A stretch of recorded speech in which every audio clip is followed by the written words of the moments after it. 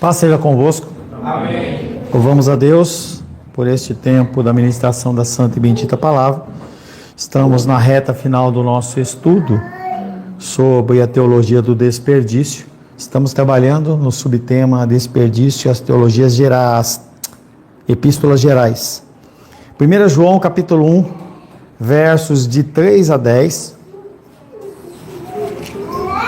De 3 em 3 versículos, por favor. Capítulo 1, 1 João 1, versos de 3 a 10. O desperdício e a comunhão, ou a falta de comunhão. Vai lá. O que temos visto e ouvido, anunciamos também a vós outros, para que vós, igualmente, mantenhais comunhão conosco. Ora, a comunhão é com o Pai e com seu Filho Jesus Cristo. Essas coisas, pois, os escrevemos para que a nossa alegria seja completa. Ora, a mensagem que, da parte dele, temos ouvido e vos anunciamos é esta: que Deus é luz e não há nele treva alguma. Se dissermos que mantemos comunhão com Ele e andarmos nas trevas, mentimos e não praticamos a verdade. Se, porém, andarmos na luz como Ele está na luz, mantemos comunhão uns com os outros e o sangue de Jesus, seu Filho, nos purifica de todo o pecado. Se dissermos que não temos pecado nenhum, a nós mesmos nos enganamos e a verdade não está em nós.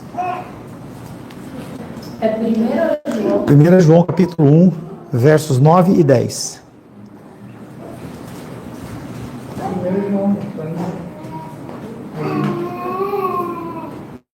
Se confessarmos os nossos pecados, Ele é fiel e justo para nos perdoar os pecados e nos purificar de toda injustiça. Se dissermos que não temos cometido pecado, fazemos-o mentiroso e a sua palavra não está em nós. Comunhão. Nós podemos ter comunhão em que direção?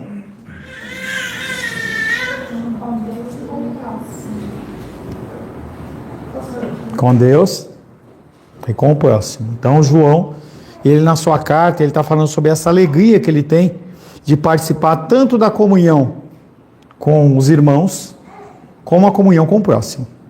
Entenda que você não tem como ter comunhão com o próximo, e aí a comunhão que está falando aqui não é a comunhão de você ir no aniversário, ir num churrasco, ou qualquer coisa desse tipo, não. Está falando de comunhão de você estar com uma pessoa que também é filha de Deus. Existe uma comunhão que é verdadeira, que é com o Senhor, a comunhão que é com o próximo, e também há uma comunhão falsa e uma comunhão hipócrita. Afirmar que temos comunhão com Deus e ao mesmo tempo andarmos nas trevas é mentira. O que é caminhar com Deus? As pessoas, elas acham que o cristianismo delas está relegado a vir à casa do Senhor. E vir à casa do Senhor é um dos elementos que atestam que a pessoa tem comunhão com o Senhor. Mas não é o único. Nós temos que entender que a nossa vida, ela é uma vida de 24 horas, 7 dias por semana. A comunhão com o Senhor não é uma comunhão que você encontre apenas um dia. Liguei para a Vânia, fiz uma brincadeira com ela.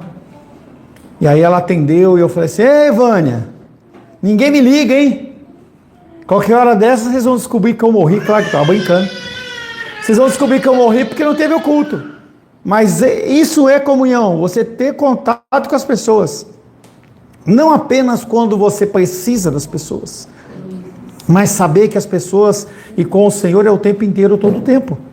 Essa ideia de que você tem que estar junto do Senhor todo o tempo é refletida na condição de, quando tu ama a tua palavra, por favor, tira esse patinho da mão deles aí, pelo amor de Deus, hein?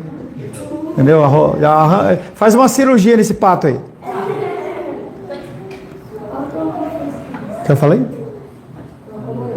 Não, eu sei que eu estava falando de comunhão. Eu estava falando de alguma coisa que eu estava construindo.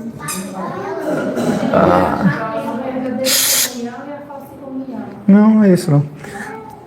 Nós temos que estar falando com a Rosângela a respeito de comunhão, em que a palavra de Deus diz que quando eu amo a tua palavra, é minha comunhão com as Escrituras.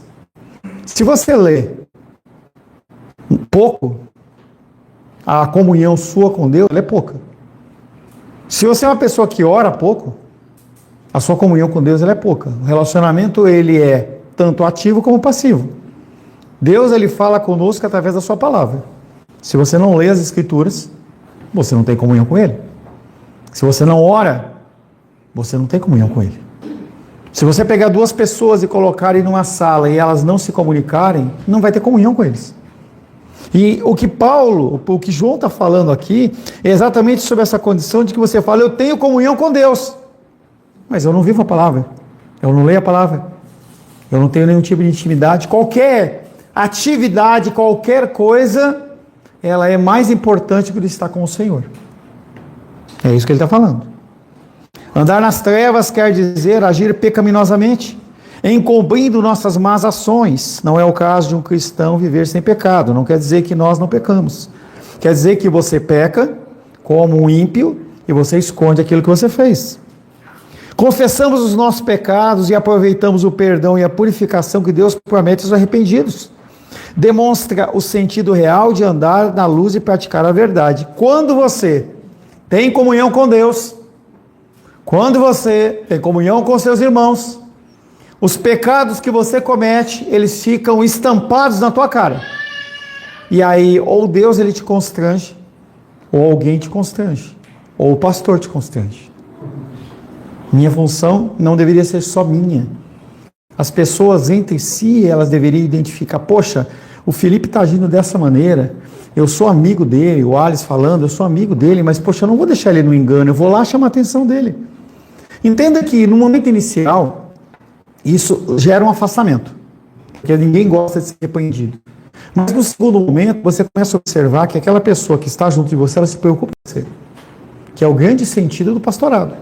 Você começa a exortar as pessoas dentro das suas práticas erradas, mas não é no sentido acusatório, é no sentido de ajudar a pessoa a crescer. Essa semana que começou, eu repreendi um pastor. Eu ajudo num ministério, e aí aquele pastor, ele decidiu emprestar um bem do ministério onde eu ajudo, para um cara, para um terceiro, para um irmão em Cristo.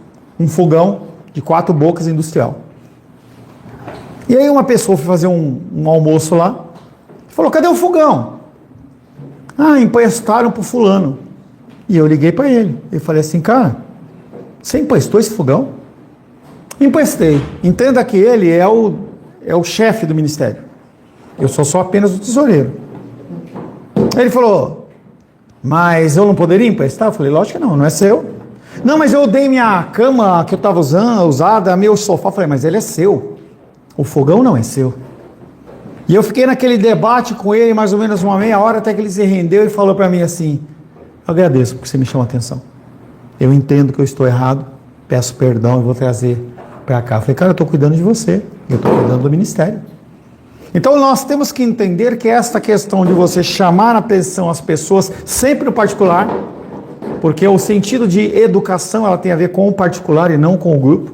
Você chamar a atenção de pessoas no público é falta de educação, é ignorância, e é um dos conceitos básicos que são contrários à administração, é você chamar a atenção no público. Você tem que chamar no particular, porque o objetivo é fazer com que a pessoa se corrija.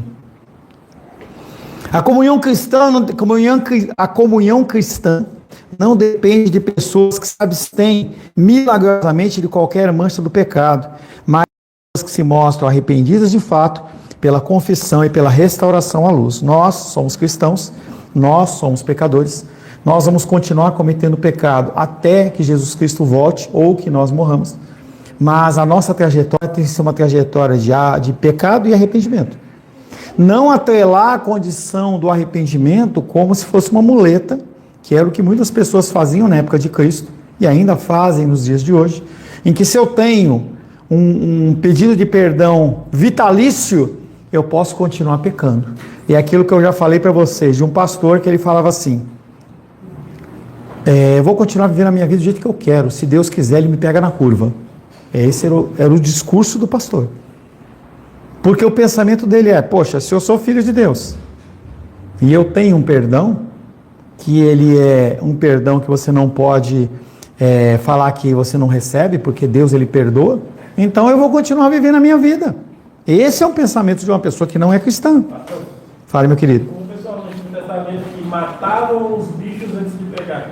Isso foi o exemplo que eu dava faz tempo. A grande pecaminosidade daquele povo é que eles mensuravam, como ladrões fazem. Eles mensuravam a punição versus a bênção daquilo que eles iam conseguir. Então é lógico, vocês como comerciantes, vocês pensam assim, eu vou comprar R$1.000 de flores e eu vou ganhar, tem a possibilidade de ganhar 5.000, vale a pena. Mesmo que eu perca 10% ou 20% das flores que eu comprei, está valendo a pena. Mas se você for comprar 1.000 e você for tomar um preço de 2.000, você não compra. Então a matemática dos ladrões tem assim, eu vou lá assaltar aquele banco. Aquele banco ele vai me dar uma renda de R$1 milhão. Se me pegarem, talvez eu tenha que devolver, talvez eu não tenha. O que ele faz? Ele vai lá e assalta. A matemática é assim que funciona. Por isso que a gente vê muitas vezes em países de extrema violência, como o Irã, por exemplo, se o cara roubou e pegaram ele, corta a mão, corta o pé, deixa o cara com a mão e o cara continua trabalhando. Se aí não corta mais um membro, a pessoa tem que olhar e falar assim, esse cara é um ladrão. É uma atitude extrema, mas vai dizer se ali tem muito roubo. A gente trabalha com a questão da pena de morte, como se a pena de morte ela fosse uma coisa errada, mas a Bíblia fala sobre a pena de morte. A Bíblia ela apoia a pena de morte, não de uma maneira qualquer coisa. O cara matou, roubou uma galinha, mata o cara. Não é assim. Mas nós temos que entender o peso do pecado. Quando nós olhamos as Escrituras, a gente vê essa condição. E quando você erra, você tem que pedir perdão. E não só pedir perdão, você tem que fazer o ressarcimento daquilo por qual você teve o prejuízo. Afirmar que não cometemos pecados é fazer de Deus um mentiroso. E muitas pessoas dizem, não pequei, eu não peco, eu sou santo. A comunhão cristã tem fé em Cristo como alicerce para firmar os tijolos. Andar na luz valoriza tanto esta comunhão entre irmãos que eles confessam seus pecados uns para os outros. Tiago capítulo 5, verso 16.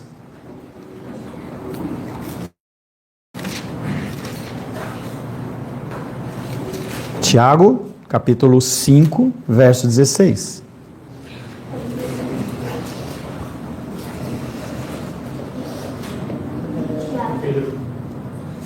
Confessai, pois, os vossos pecados uns aos outros e orai uns pelos outros, para serem curados. Muito pode, por sua eficácia, a sua. Você vê que em João fala que nós temos que confessar para sermos perdoados. Aqui ele fala para nós sermos curados. Quanto mais você fala, tudo bem, hein, gente? Tudo bem? Tá precisando de mais um filho para acalmar esse facho dos dois, né? Hein? Não, né? Eu perco a meada. Oh, Jesus. É bem claro que a confissão honesta faz bem à alma, mas é duro para a reputação. Como valorizamos mais a reputação do que a transparência, é muito mais difícil andar na luz do que encobrir as nossas falhas. Então, quando você comete um pecado, a primeira coisa que você tenta fazer é esconder o pecado. Porque confrontar aquilo que você está fazendo te leva à vergonha, te leva ao entristecimento. Então, muitas vezes a pessoa prefere o quê? Esconder os seus pecados. O avivamento genuíno tem essa maneira distintiva de se manifestar. O que é um avivamento? Avivamento por muitos é um dançar, um pular, é a pessoa ela ficar ali naquela alegria e tudo mais. Avivamento não tem a ver com isso. Avivamento tem a ver com tristeza, tem a ver com arrependimento, com constrangimento no coração. Arrependimento tem a ver com arrependimentos de pecados. Esconder-se atrás de uma santidade de fachada não satisfaz nem a Deus nem a comunidade. E quanto mais a pessoa cresce dentro da igreja, o que acontece é que menos ela quer oferecer para as pessoas algum motivo de falar dos seus pecados. 3 João, capítulo... 3 João, tem 3. Pedro, João. 3 João, versos 9 e 10.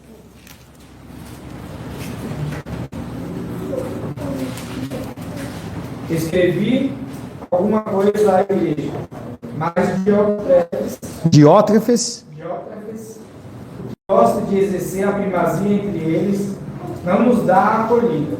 Por isso, se eu for aí, far-lhe lembradas as obras que ele pratica, proferindo contra nós palavras maliciosas. E não satisfeito com essas coisas, nem ele mesmo acolhe os irmãos, como impede os que querem recebê-los, e os expulsa da igreja.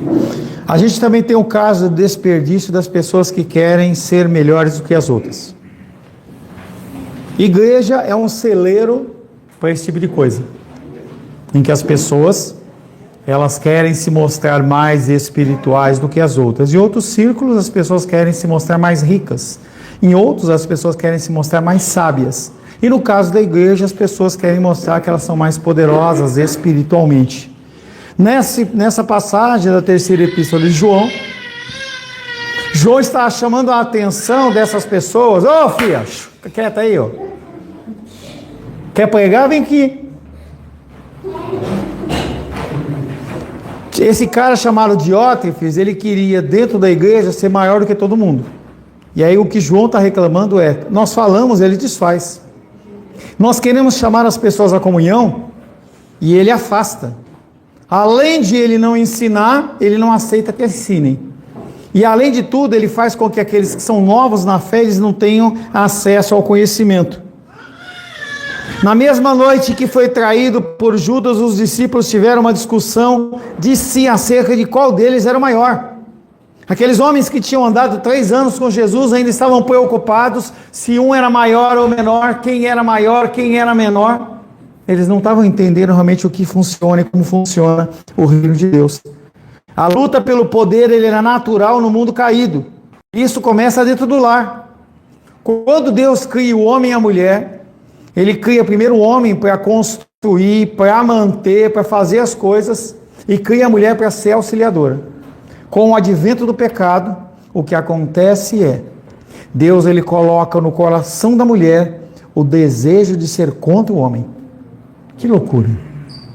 Isso nasce de Deus por causa do pecado.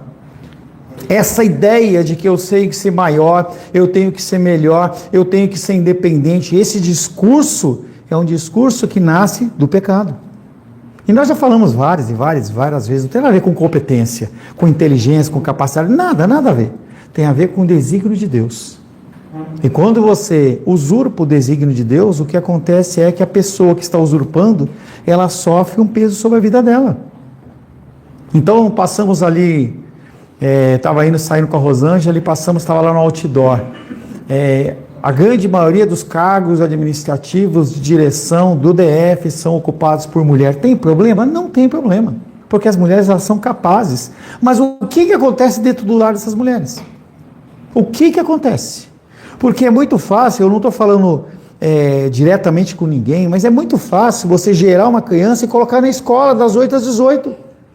Aí você pega essa criança, coloca, entrega lá dormindo, a criança fica lá na escola o dia inteiro, sendo instruída por não sei quem, ouvindo não se sabe o que, pode deixar ela, não se sabe o que, chega à noite, quando 6 horas da tarde, é hora de buscar, chega atrasado, pega a criança já alimentada, banhada, chega em casa, coloca para dormir. Pô, isso é muito fácil.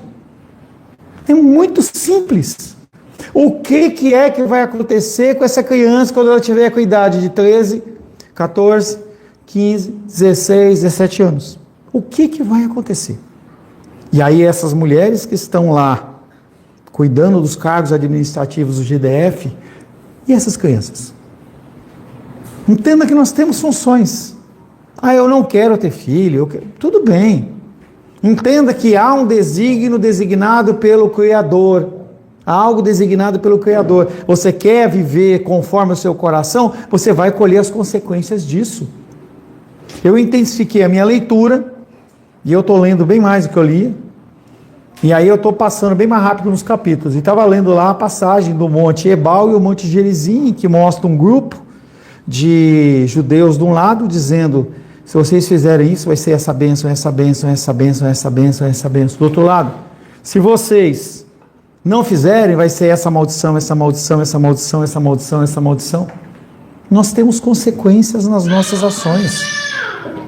É muito legal você pegar e deixar uma criança na escola ou fazer qualquer coisa desse tipo e você ter a sua tranquilidade. É muito legal você pegar e dar um celular para a criança já cedo. Saiba que em alguns países da Europa, para uma criança ter celular depois de 14, 15 anos. Olha que loucura! E os nossos já em pequena idade se entrega aí, poxa, está me atormentando, me dando trabalho, estou aí. E aí você quer despachar essa criança para que ela possa ficar fazendo o que ela quer. E aí depois que essa criança começa a tomar posição de independência, nós reclamamos. Aquele Diótrefes, ele tinha o desejo exagerado de dominar outros. Outros pecados são acrescentados ao seu desejo de mandar. Ele não recebia o próprio apóstolo João e excluía os que o apoiavam. Via em João uma autoridade que minava o seu poder. Usava falsas acusações contra o próprio apóstolo do amor. Como um líder assim, uma igreja com um bom potencial não tarda a perder seu rumo e cair no desperdício de desgraça. O Brasil é especialmente propenso a esse tipo de coisa. Pastores que acham que eles mandam e desmandam e fazem o que eles querem. E se você se levantar contra eles, é interessante que se você... Quem viu a minha imagenzinha do Glória hoje? Que eu mandei? Alguém viu? Ninguém viu. Lá está falando, se você questionar alguma coisa das Escrituras, você é uma pessoa que está errada. Não, nós temos que questionar. Questionamento, ele é saudável. O questionamento faz com que a gente cresça. O questionamento faz que a gente entenda as coisas e possa transmitir para outras pessoas aquilo que nós entendemos. Possivelmente aprenderam com um pai machista a ser prepotentes e se enxergaram como líderes fortes, os pastores das igrejas de hoje. No consenso de homens e mulheres consagrados, é triste tais líderes negarem a cabeça com as suas vidas e ações. Provavelmente Diótrefes nunca tenha lido algumas palavras de Paulo, Filipenses capítulo 2, de 5 a 7.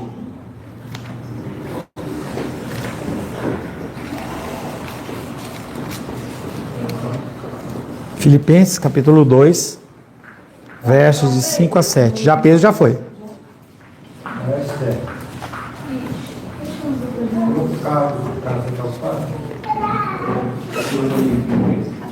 Capítulo 2, verso 7. 5 a 7.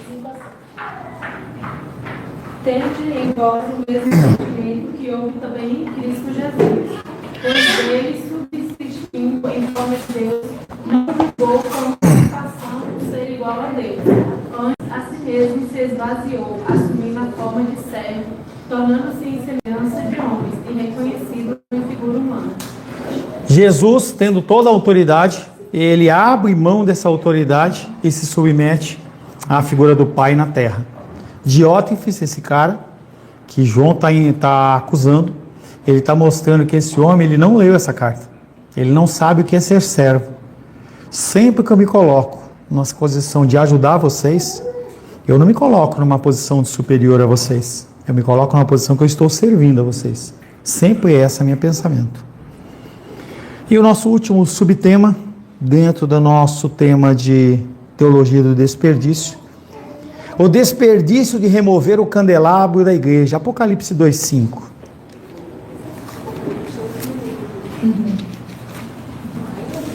Apocalipse capítulo 2, verso 5. Lembra-te, pois, de onde caíste, arrependei e volta à prática das primeiras obras. E se não, venho a ti e moverei no teu lugar o teu candeeiro, caso não te arrependas.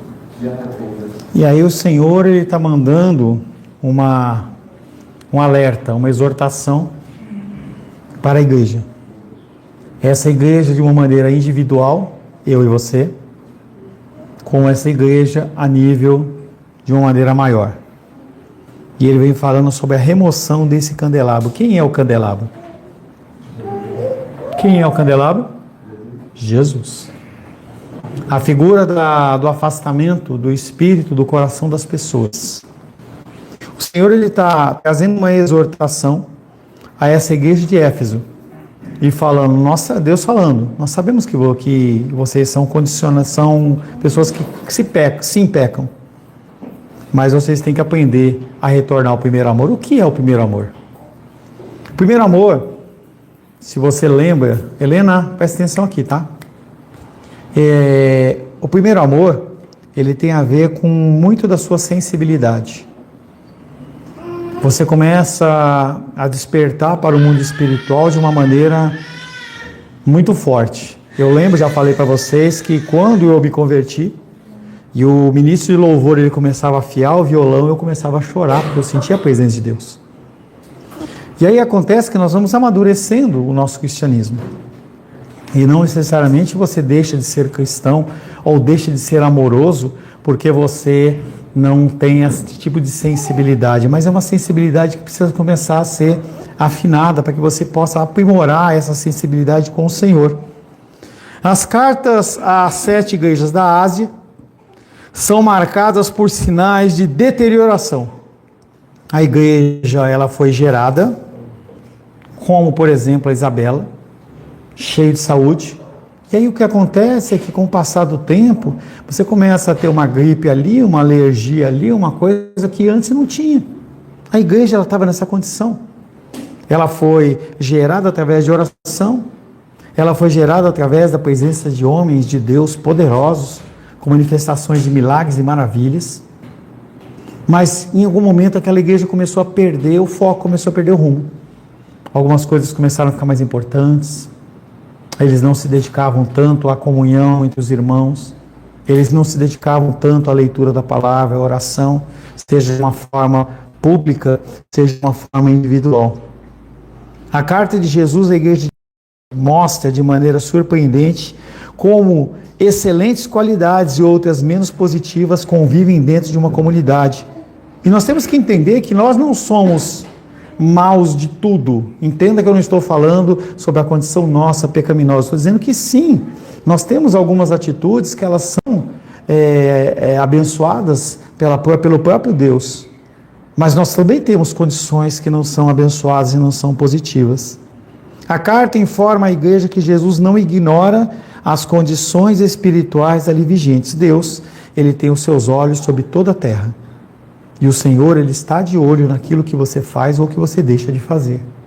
Cada solicitação, cada pedido, cada orientação, cada coisa que você recebe, em que você toma uma decisão de você ou seguir ou não seguir, fazer ou não fazer, vai te referenciar se você realmente está junto do Senhor, se há realmente essa comunhão ou não. E isso é muito importante. Entenda que quando eu dou um comando, eu não dando um comando porque eu estou ordenando você fazer nada, a menos que seja uma condição a nível macro da nossa igreja. Então, se você começar a conversar muito aqui, eu vou te repreender, porque em prol da igreja eu vou te repreender. Mas nós temos que entender que sim, em relação à condição individual, nós também temos que entender que nós temos que ter um crescimento espiritual. Demanda nós darmos um retorno ao Senhor daquilo que nós estamos recebendo. É como crianças. As crianças que estão em idade escolar, elas têm o tempo delas para estudar, e aí elas têm que se dar bem na prova e têm que ter uma nota no mínimo, na quantidade mínima para passar. É daí para maior. É a obrigação delas, é o que é esperado delas. Da mesma maneira, nós, dentro da nossa vida espiritual, Deus ele tem nos abençoado e nos trazido conhecimento, e Ele espera que a gente reaja de uma maneira diferente. Ele, Jesus, anda entre as igrejas. E em sua mão direita estão todas elas. Ele sabe tudo o que acontece e avalia todas as atividades e as práticas da igreja. Ela, a igreja, foi criada para fazer boas obras. Efésios 2:10.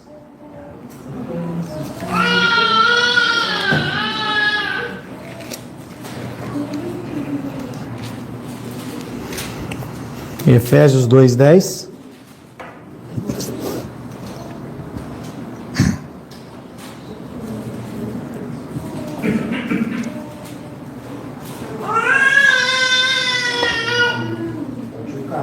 Alguém que leu? Alguém que...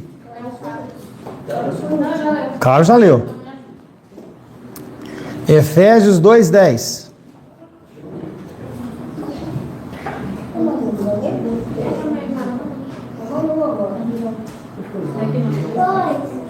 nós somos feitura dele, criados em Cristo Jesus para boas obras, as quais Deus de antemão preparou para que andássemos nelas. Beleza.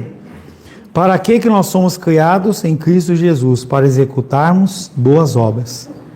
Qual o problema da igreja de Éfeso? O problema da igreja de Éfeso é que ela andava dentro de uma igreja, de uma área social apenas. Nós temos funções sociais na igreja, realidade, mas não é o mais importante. Nós temos que levar alimentos para as crianças, para as pessoas que precisam, mas não é o mais importante. Sempre que nós fizermos essa medida, nós temos que olhar para uma condição sobrenatural e uma condição natural.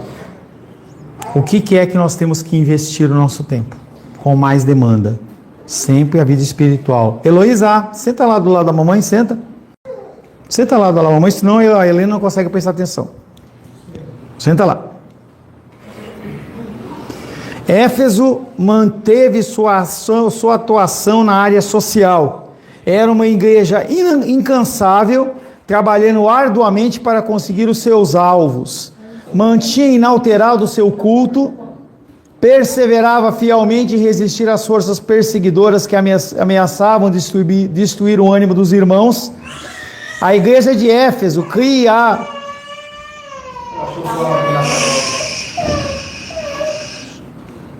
A igreja de Éfeso acreditava na disciplina e a aplicava. Homens que pecaram com altivez e autoconfiança foram repreendidos. E qual o problema da igreja de Éfeso? A igreja de Éfeso pregava a palavra. A igreja de Éfeso começava o culto na hora certa. A igreja de Éfeso, ela tentava fazer as ações que tinham que ser feitas dentro da ação social. Mas qual era a motivação da igreja de Éfeso? Era o seu próprio coração. Como nós vemos nos dias de hoje, igrejas que querem manifestar a sua grandeza, a sua santidade, apenas para mostrar um reflexo daquilo que os líderes não são, santos. Igrejas grandes, igrejas com ar-condicionado, com piso bonito, com cadeira estofada, mas que não refletem aquilo que é realmente no coração das pessoas que são os líderes. A perseguição não conseguiu destruir a igreja como os inimigos da fé esperavam, ainda na igreja de Éfeso. E as práticas dos nicolaítas foram condenadas, mostrando a todos o mal que promoveram. Mas uma coisa passava desapercebida pelos irmãos da igreja de Éfeso. Eles não notaram que todo o ativismo da igreja não era suficiente para resgatar o amor. Não havia comunhão entre os irmãos. Eles não tinham comunhão uns com os irmãos, uns com os outros. E eles não tinham comunhão com o Senhor. Provavelmente a igreja de Éfeso era uma igreja em que haviam cultos frios, em que as pessoas chegavam e saíam como tinham chegado, e não fazia nenhum tipo de diferença. Talvez os membros da igreja de Éfeso seriam pessoas que na sociedade não fariam diferença nenhuma.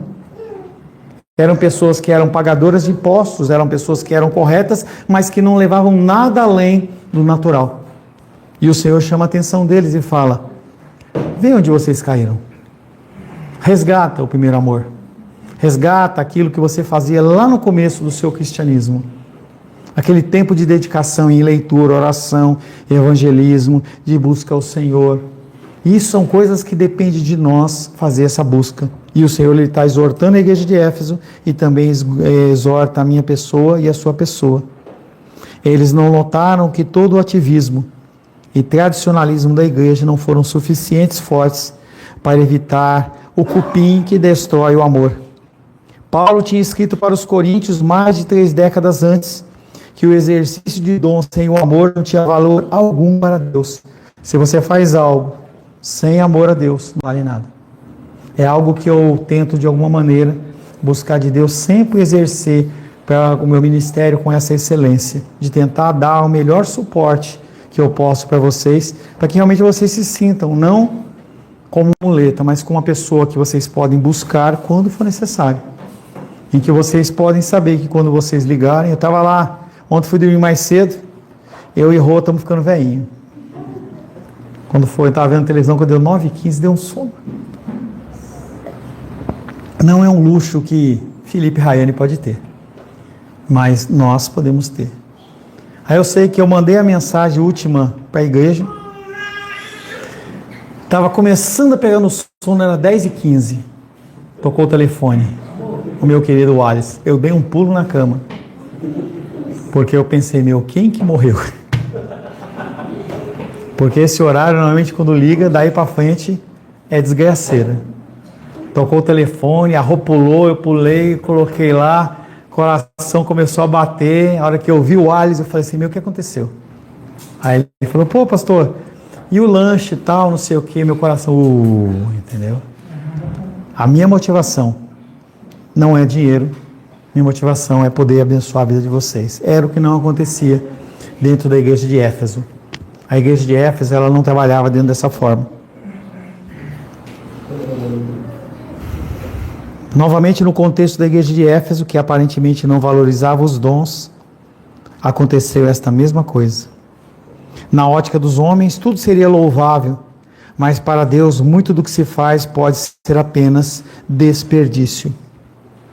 Nós nos esforçamos para fazer as coisas da melhor maneira possível. Eu vi o esforço da minha esposa em ela preparar esse café da manhã, que eu nem estava lembrando, sinceramente. Essa parte de festa para mim, eu passo batido. Deixa o menino em paz aí, Wallace. Eu tenho que exortar os pequenos e o Wallace. E aí eu vi o esforço dela correndo atrás, não só correndo atrás para fazer bem feito, mas para fazer a coisa economizando. Hoje de manhãzinha, 7 horas da manhã, foi lá para a adega. Esperou abrir a adega, foi lá para pegar os frios, os alimentos, com a boa qualidade e com preço, porque ela valoriza o dízimo que você entrega. A gente podia simplesmente ir lá e comprar qualquer coisa, você nem ia saber. Mas sempre que nós estamos fazendo alguma coisa, tentamos fazer otimizando da melhor maneira possível os recursos que você deposita. Quando você deposita um recurso na salva, manda por Pix, quer que seja, saiba que nós tentamos fazer com o maior amor a utilização daqueles recursos. A igreja de Éfeso não fazia assim. Tudo que ela fazia era uma coisa que é voltada para eles mesmos. Deus, quando olha para esse tipo de coisa, ele acha que é um desperdício. Ele afirma que é um desperdício. Nós temos 2 tipos de amor. Ou 3, segundo a cultura humanista. Nós temos um amor que é incondicional. Esse amor não é o amor de mãe. Mãe não tem amor incondicional. Quem tem amor incondicional é Deus. Nós temos o amor entre homem e mulher e o amor fraterno, que é o amor entre irmãos.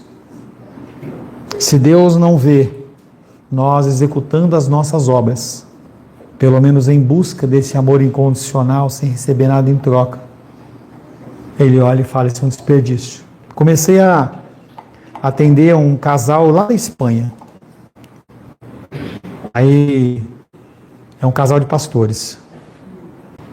E aí ele mandou mensagem para mim, queria conversar, ajudei ele com algumas coisas. Ele falou assim, pastor, eu gostaria de abençoar o seu ministério. Apesar de entender isso como algo totalmente vindo de Deus, isso me traz um desconforto, tanto que eu não passei para ele ainda a conta. Porque o meu objetivo não é receber nada em troca, o meu objetivo é realmente abençoar vocês. É possível fazer tudo certo na igreja, mas fazer sem amor. E aí isso vale para o ministério de louvor, para o ministério de oração, qualquer coisa. Por isso que eu insisto um pouco, mas não insisto tanto em relação, por exemplo, à oração de quarta-feira, em que muitos de vocês poderiam participar e não participam. Por quê? Não sei. Não cabe a mim perguntar. Talvez seja melhor você ficar em casa sem fazer nada, vendo Galinha Pintadinha ou Netflix, do que fazer uma oração sem amor. Na ótica dos homens, tudo seria louvável, mas para Deus, muitas dessas coisas elas são desperdício. O amor de Deus, ele se distingue nitidamente do dever, visto como quem ama faz tudo com o maior prazer. Ontem a gente estava voltando, né, que nós estabelecemos um hábito, graças à minha querida esposa. Então toda semana, sábado, por volta das 15h30 mais ou menos, a gente sai de casa e a gente vai lá para o parque da cidade, estendemos um pano na frente do lago, colocamos uns paninhos lá, a gente fica lá das 4 até as 7, sentado, olhando para o lago, conversando. Ela faz uns petiscos lá para a gente comer. E aí ela falou assim: amor, vamos comer, o que nós vamos comer à noite? Aí eu falei assim: não estou com fome. Aí ela me deu uma bronca, falando: poxa, mas tudo que eu faço com o maior amor e carinho. E você me responde desse jeito, parece que você está respondendo com desdém. Então eu quero a sua opinião. Aí claro que eu fui lá e executei, na minha opinião, né? Eu falei: eu quero um macarrão assim, com molho assim, assim, assim. Entendeu? É o sugo. Aí ele falou, cadê a carne? Eu falei, Você não pediu, mas o que eu quero ressaltar é essa condição dela falar para mim: eu faço tudo com amor. Que é exatamente o que a carta de Apocalipse 2 está falando. Essa condição da gente olhar para situações e falar assim: eu quero fazer isso com amor. Um dia uma senhora notou uma garotinha saindo da igreja sozinha. A senhora perguntou onde ela tinha estado. Ela falou: lá dentro, disse a menina. E ela perguntou: o que você estava fazendo lá? E a menininha respondeu: estava orando. Pensando que ela tinha algum problema, a senhora perguntou: estava pedindo alguma coisa? Ela falou: não, eu estava apenas amando Jesus. Uma criança estava apenas demonstrando que ela tinha muito mais motivos para agradecer do que realmente pedir. Isso é o que estava faltando na igreja de Éfeso. Falta em muitas comunidades no dia de hoje, e talvez falte no seu coração. Talvez por isso a sua vida ela seja uma vida árida. Talvez seja um problema que tem na sua vida porque você não consegue se relacionar com o próximo, nem se relacionar corretamente com Deus. Amém, meus queridos? Senhor, nós te louvamos. Agradecemos por este tempo em que nós estivemos meditando sobre o desperdício, Senhor. Nós desperdiçamos, Pai, o nosso tempo com os nossos irmãos. Nós gastamos tempo, Pai querido, com coisas que não ajudam em nada. Nós desperdiçamos o tempo que temos para buscar a Tua face, Senhor, em atos, pensamentos, ações, omissões. Queremos agradecer ao Senhor por todos esses domingos em que nós podemos meditar sobre esta questão. E que nós possamos, Pai, olhar para as coisas que o Senhor nos concede com o maior zelo, para a glória, a honra e louvor do Teu nome. Em nome de Jesus. Amém. Graças ao nosso bom, querido e amado Deus.